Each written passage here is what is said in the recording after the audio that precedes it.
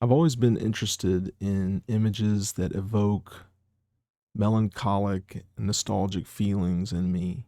And luckily, the internet has no shortage of these. Other people are fascinated by these types of images and share them, often without context. And there are people that gather these images together into wallpaper collections or use them to illustrate stories that usually have nothing to do with the picture itself. The picture is just there to set the mood.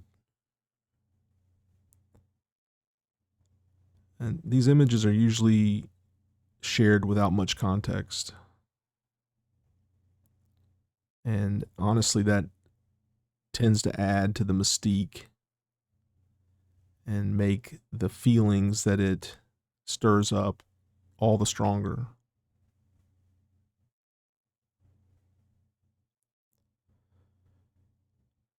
These images are often of unfamiliar places and things that feel familiar.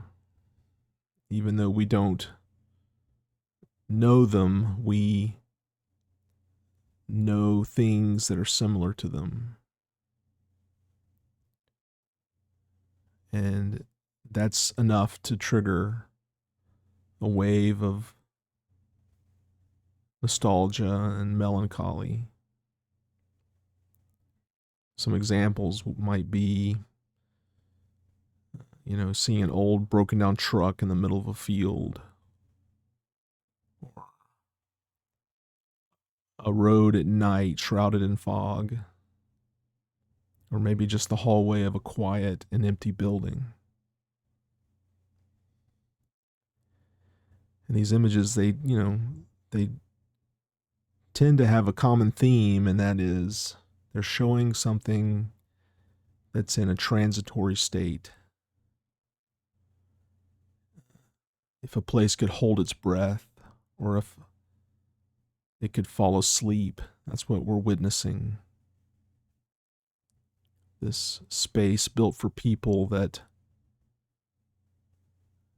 is not serving its purpose right now. And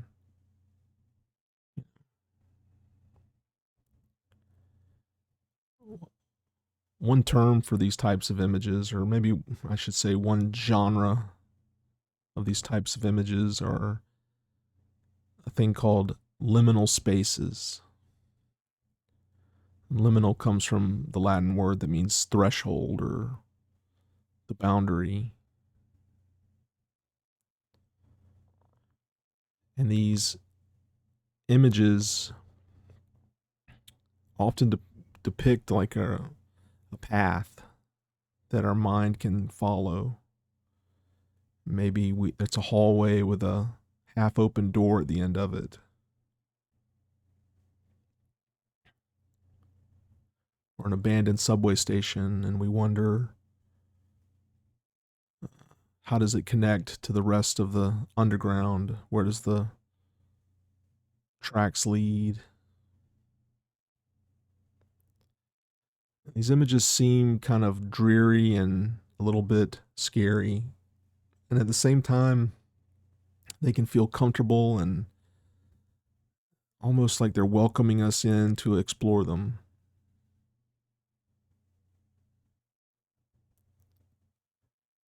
One particularly interesting, to me anyway, version of these images is called the Backrooms, which is a collection of stories that people have created online about this seemingly infinite space full of strange hallways and rooms. And all the walls are covered in a bland yellow wallpaper, and the floors are just a regular old carpet, and the ceiling is covered in humming fluorescent lights, some of which flicker on and off.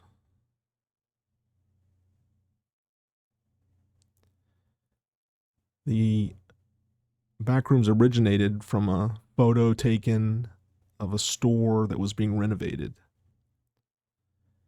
And in the photograph, we see like an archway and of a doorway into another room, which has 2 or 3 hallways that lead off in random directions. And we can only see a small bit of this space, but those hallways indicate there's more of it. And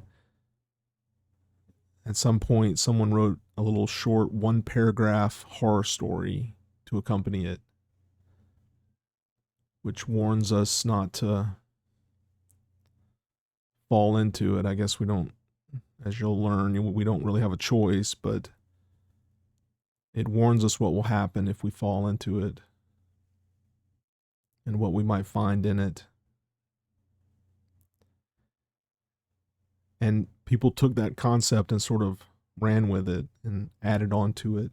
And eventually it became this very elaborate fictional universe where this laboratory or this corporation had built a machine that could punch a hole in the fabric of reality and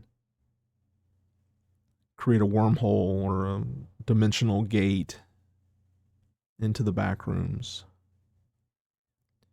And finding all of these hallways and strange rooms, the company sends explorers and scientists into it to map out its endless hallways. And unfortunately, these experiments create little tears in reality elsewhere outside the lab. And objects and people accidentally fall into these little tears and become lost in the Backrooms. And the videos online are of people that fell in with some sort of video recording device like their cell phone or a camcorder. And we see the tape of them exploring it and coming to terms with being trapped inside it.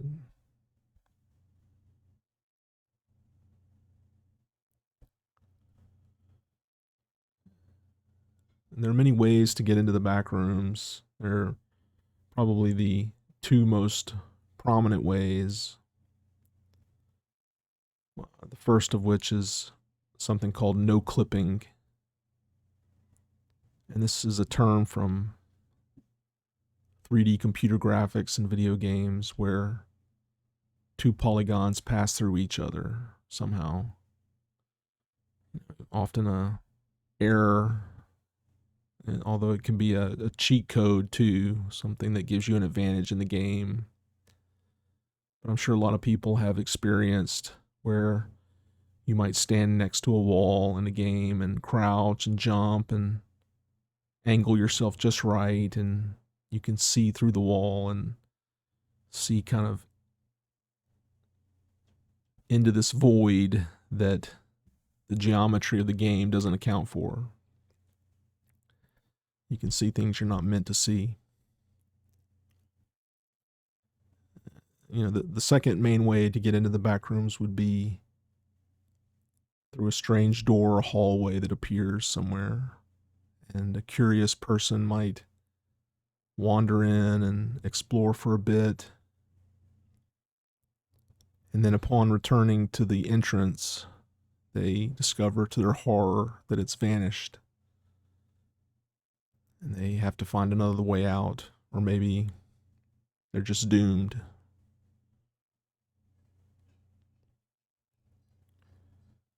There's a book called House of Leaves, which predates and undoubtedly inspired the Backrooms. It's about a family living in a home that a strange hallway appears inside of it. And they measure the house from the outside, and then they measure the house from the inside, passing through this strange hallway, and they discover that the inside is bigger than the outside. And over time, the hallway grows until at one point it takes 5 minutes to walk down it.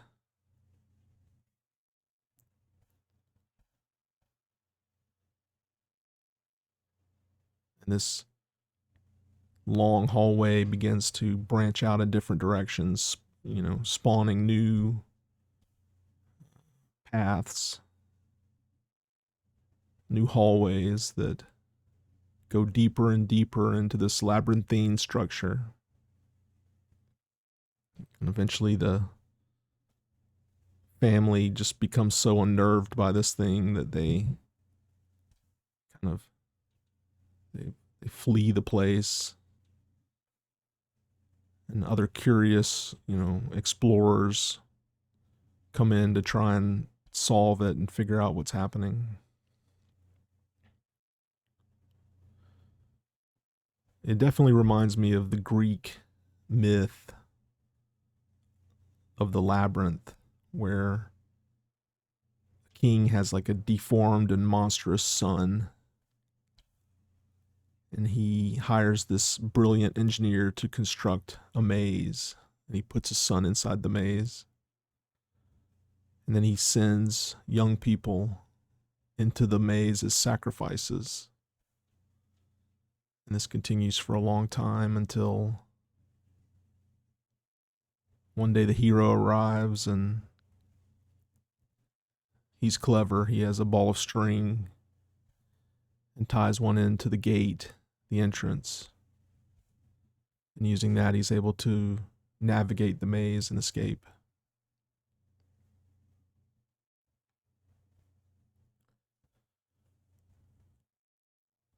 It's always been interesting to me that in folklore, the way to the other world, often the land of the fae or the fairies or the realm of the spirits, the entrance to this place is found in what we would think of as a liminal space, like a crossroads at twilight or a desolate beach between the land and the sea, or perhaps a standing stone in the middle of a field. If we dance around it the right way, the sky may shift and we may find ourselves somewhere else. And we are warned in these stories, don't fall asleep at the crossroads. Don't eat the food of the other world. Don't linger there too long, or else you'll either be lost forever or you'll be changed irrevocably.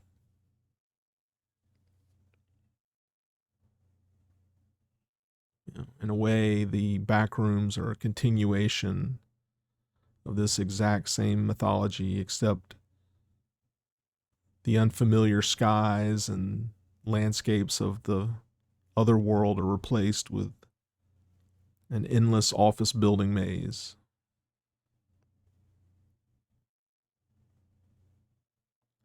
We used to fear the dark woods. I guess we still do, but now we also fear the empty office.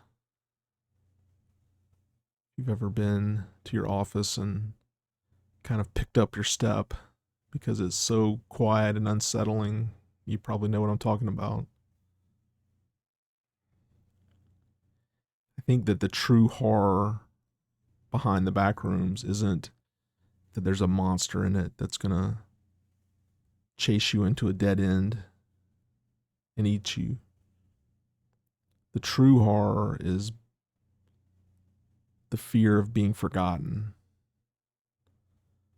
the quiet terror of losing yourself in a mindless job, or being trapped in some sort of mundane ritual that leaves you wandering the same endless beige hallways forever.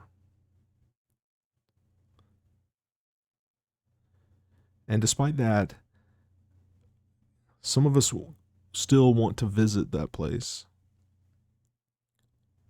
There's this strange comfort in liminal spaces, a calm, a quiet to them. There's a mystery to them that's appealing. And we want to go there and look in that doorway at the end of the hall. But obviously we want like a way out. We want a string.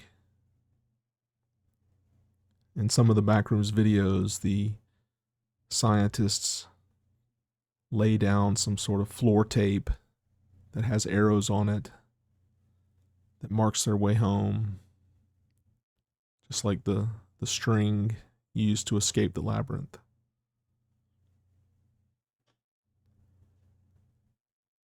And I think if the Backrooms represents change, if liminal spaces represent transitions and changes, I think that string or that floor tape represents our desire to have an undo button in life. If things start to change, we want to be able to reset to a save point and make another decision. And that's the that's the nature of life, though, is that real change, substantial change, there is no undo button. There's no ball string. Robert Frost is, to paraphrase Robert Frost, he says, the only way out is through. I think that the actual thing he says is the best way out is always through. But the spirit remains.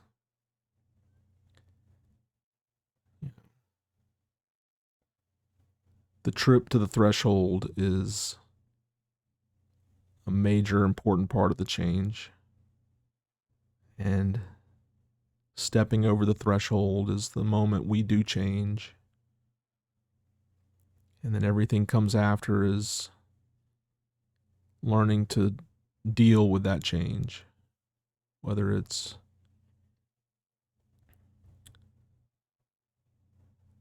having a loved one pass away, or the end of a relationship, or maybe just a change of job or hometown, moving to a new place.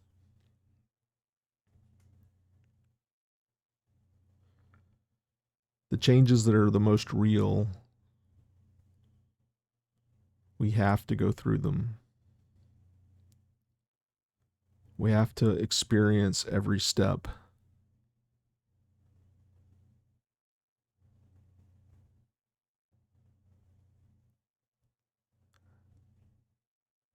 It's a rather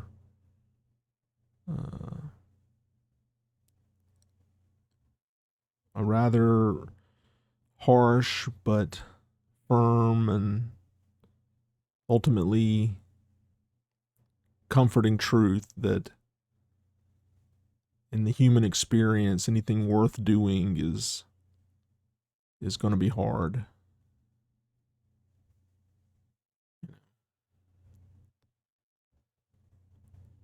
Anything that truly changes us is going to be difficult, because if it was easy, that change isn't worth anything.